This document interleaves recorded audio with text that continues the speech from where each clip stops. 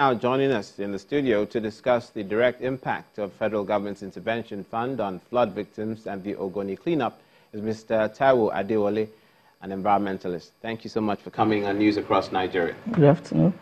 One concern for many is that the funds are spent for the purposes that they are earmarked in an administration that is predicated on its strong stance against corruption. How, firstly, do you think that these funds will be properly channeled in those directions? Yeah, thank you very much. Now, when we even look at the fund, is the money going directly to the beneficiary or to restore back the environment? Because when we talk of flooding, what is the cost? So are they going to build more drainages? Are they going to build more canals? Or the people that are displaced, are they providing them alternative work or what? So we need to know what exactly the money is going to. Is it to restore back the environment? That, okay, due to flooding, the problem has to do with drainage, it has to do with canal, or, okay, maybe the affected area, we need to restore. But at the same time, you should know that a lot of people are displaced. Are you moving them to a new settlement? Are you providing alternative for them, especially the farmer amongst them? So we need to know, there's a need to follow up on where the funding is going to.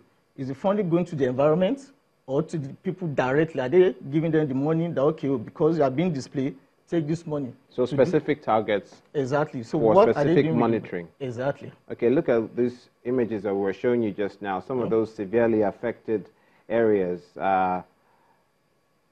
14 states were affected recently. 18.9 billion naira intervention for those states. Firstly, do you think it's enough? It sounds like a lot of money. But when you're talking about flooding and natural disasters, it's money on a grandiose scale. Yeah. Now, apart from this, right from time, we're having what you call the ecological funds. So what are the states doing with the ecological fund? To them now, this is another source of money for them. So even in the past, you need to look at the ecological fund that will be given to various states. What have they been doing with that? If they have been using that effectively, we won't have this flooding today. Because the ecological fund is to take care of the environment.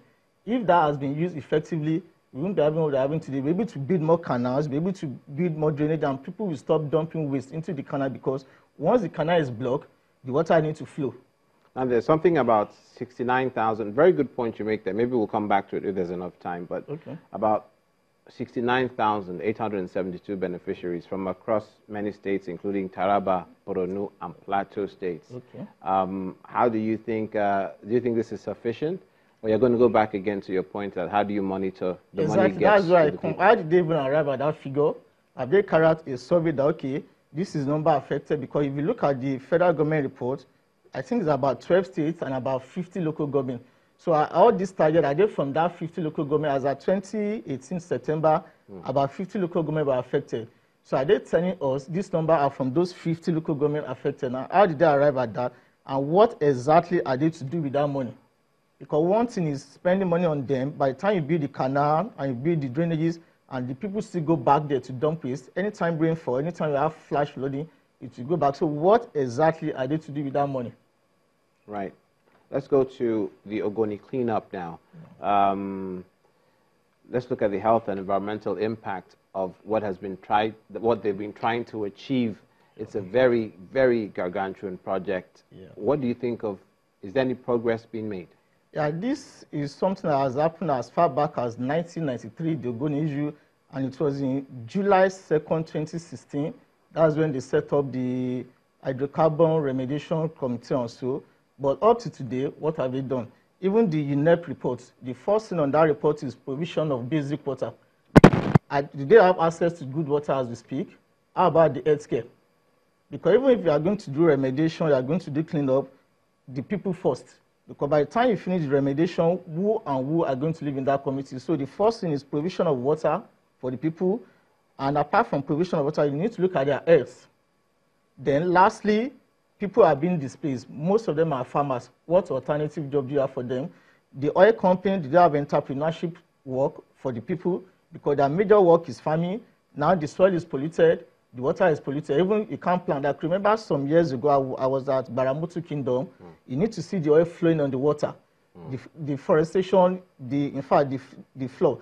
And now even the cleanup is going to involve a lot of evacuation of the topsoil that contain the carbon. And in doing this, they need to burn them out for them to extract they're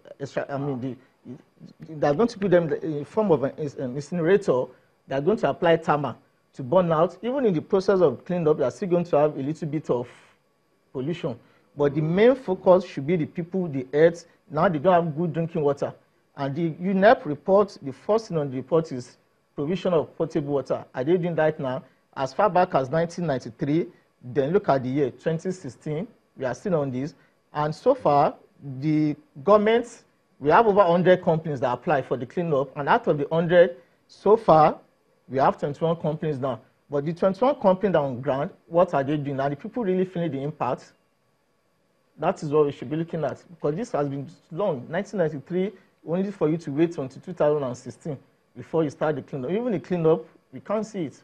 You think there should be more accountability from the government? Because billions of money are going into this project, even from the oil company and the international community. But what, are they really feeling the impact? Or, because look at the gap, 1993, then 2016, and this is 2019. Are they really feeling it? Are they really following the report of UNEP? Those are questions that we hope that will be answered in a positive way. Exactly. Thank you so much, Mr. Taiwo Adewale, an environmentalist who's been speaking with us on News Across Nigeria on disaster management across the country.